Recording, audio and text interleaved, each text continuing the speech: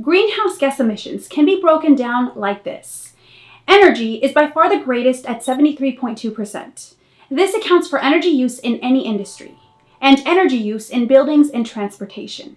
Agriculture, forestry, and land use come in second, emitting 18.4% of greenhouse gases in the world. Chemicals and the cement industry come in third at 5.2%, and waste comes in fourth at 3.2%. By far, the burning of fossil fuels for electricity, heat, and transportation are the greatest things harming the planet.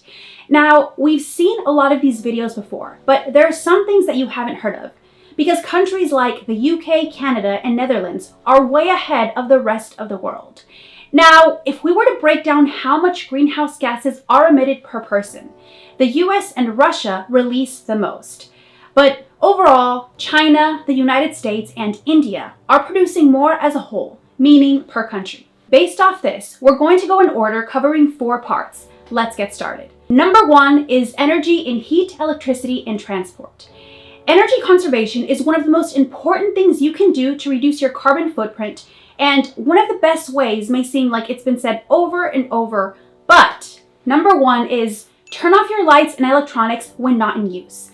Now, some people think that turning off their device is enough, but leaving your electricals plugged into the wall, even if off, also uses unnecessary energy, and you'll see your bill going down. Next, switch to LED light bulbs. Not only do LED light bulbs last longer than conventional bulbs, but they're far more efficient too. This means that you'll be using less power and have to replace your light bulbs less frequently. Everyone's a winner. What's more is they're available in a range of brightness, designs, and colors, so you can really tailor the lighting to your own style, and is actually a lot of fun. Use a microwave to cook instead of the stove or oven when you can. Honestly, you'd be so surprised by how much more energy efficient microwaves are compared to conventional ovens. With that said, you'd be even more shocked with some of the things that you can cook inside of a microwave, and it's not just ready-made meals. Risotto primavera, banana pudding, and brownies are a few things that you can cook in microwaves. Now, I've linked a list below to see some of the yummy things a microwave can cook, both vegan and non-vegan, so make sure to check that out. Or if you're regular cooking small batches, you could also join the air fryer hype. Now, if you want to go further than simply turning it off, you can do so with new appliances.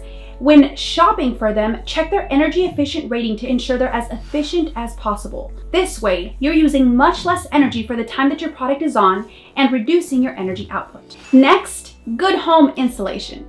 Homes that aren't well insulated are much harder to keep warm when it's cold and harder to keep cool when the weather is hot. Now, this is more expensive, so it's more of a long-term goal, and definitely don't feel pressured to do any of these more expensive things anytime soon. The smallest changes can make a huge difference if everyone is doing it. By far, the biggest changes at home involve using wild energy, and this generally refers to innovative and sustainable solutions.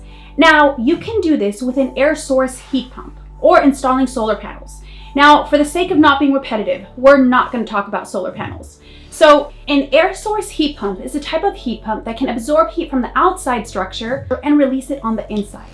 Now, from switching from electrical resistance, propane, and oil to heat pumps, homeowners can actually lower their energy bills, and it actually improves the indoor air quality. But before we keep going, hi, my name is Kim, and welcome to the Green Lab Coat. If you enjoy living a healthy lifestyle backed by science, make sure to subscribe, and don't forget to hit the like button to help the algorithm, and the bell to help save the world one human and animal at a time. Let's get started. Number 2 is transportation. Driving, unless you're in an electric vehicle, isn't very eco-friendly and can really add to your carbon footprint. When you do have to drive, make sure that you get the most out of your vehicle by keeping the speed down, ensuring that the tires are properly inflated, and that the engine is running smoothly. Now, EVs are also a good idea in the form of cars, scooters, bicycles, and many more. Flying is one of the most environmentally damaging things that you can do. Just flying from Bristol to Edinburgh produces 0.15 metric tons of carbon, and one nonstop round trip from San Francisco to New York City releases about a metric ton of carbon per passenger. That's about the size of a medium-sized house. Now, considering that there are 100,000 flights every day, actually a lot more than that, it's quite scary to think about. Now, keep in mind, if flying for a good time, for most people, there's many things that you can do locally. Camping, hiking, and cycling are all great things to do in the US and are extremely low carbon. So flying less, walking instead of driving if you can, use the stairs instead of the elevator or public transport. Now, with that being said, you can reduce your carbon footprint by using public transportation or carpooling instead of driving alone. Buy locally. From clothes to food, the closer to home these products are made and bought, the less carbon is created with their transportation. And not only that, but you'll be supporting the local economy, which means that in time, you'll likely have even more local items to choose from, and this is the best part. Number 3 is agriculture, forestry, and land use. Eat less meat and adopt more plant-based diet. Now, being careful with what you're consuming is at the heart of being more environmentally friendly, and cutting down on the amount of meat you eat can have a huge impact. Now, animal agriculture is a water-intensive industry, and producing a pound of beef requires around 1,800 gallons of water.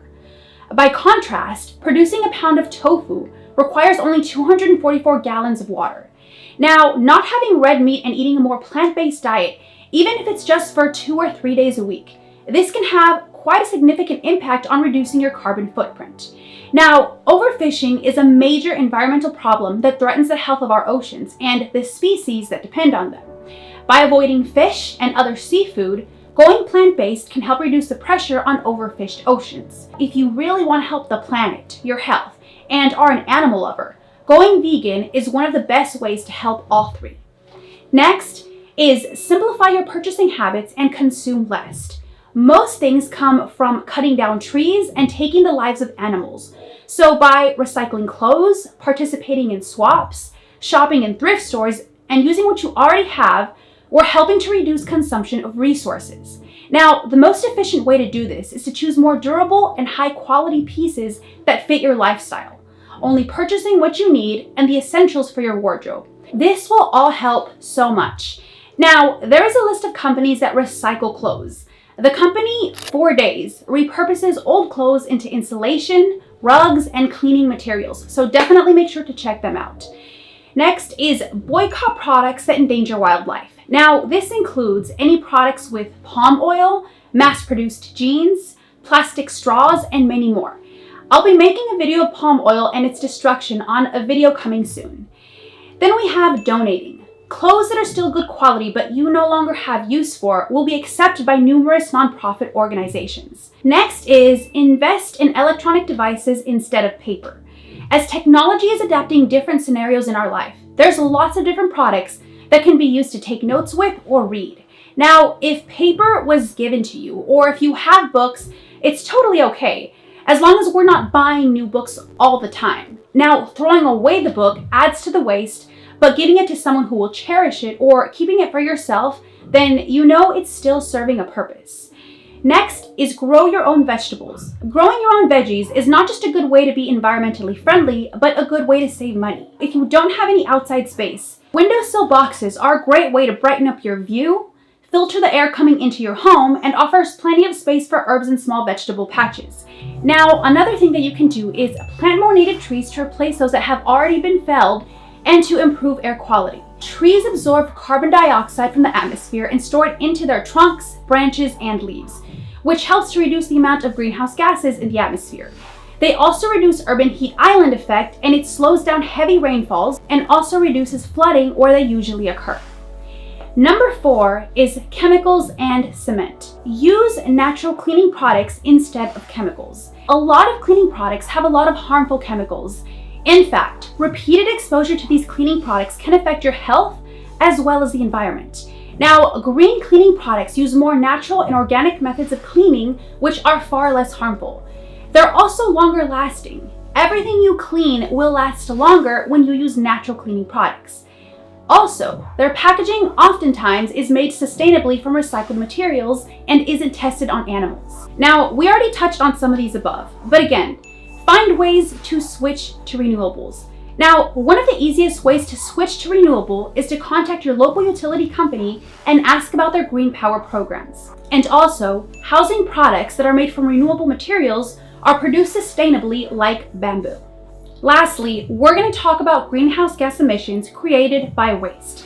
Avoid wasting food by planning meals and using leftovers. So much food is wasted every single year from so many countries. Now, this isn't just a huge waste of food and money. It adds to the amount of CO2 and methane being created in the landfills. Next is compost. If your food has gone far beyond its best by date, then you could compost it rather than throwing it into the bin. Now, not only will this help create a natural fertilizer and keep your garden green, but it also won't break down anaerobically, meaning that there will not be a buildup of methane gas. Now, if you can't compost at home, you could find out if there's any local compost schemes available. Now, plastic seems to have found its way into every single aspect of our lives. However, giving it up isn't as difficult as you might think. Bring a canvas bag with you when you go shopping. Buy your fruit and vegetables loose and stop buying bottled water. Now, there's also more and more shops around you where you can bring your own containers for things like nuts, seeds, pasta, oats, and more. Plus, you can also get refills for your soap, liquid, and laundry detergent. Now, in addition to this, avoiding chemicals and opting for natural products like those sold by Lush is one of the best ways to keep yourself and the environment clean. Next is try your best to avoid disposable products. Paper and plastic plates, utensils, paper towels, and other non-durable consumer goods make up 20% of America's waste stream. Finally, repairing or fix something is more environmentally friendly than simply throwing it away. Also, the latter may seem easier and cheaper sometimes. Now, the internet gives you access to the tools and information you need to fix practically everything. If you still can't fix it, then why not try and turn it into something else? Now, all in all, living a greener lifestyle doesn't have to be difficult. Plus, living eco-friendly will save you money. Now, let me know 2 things in the comment section down below. First, what are you doing to live a sustainable life, and what do you wish to work towards?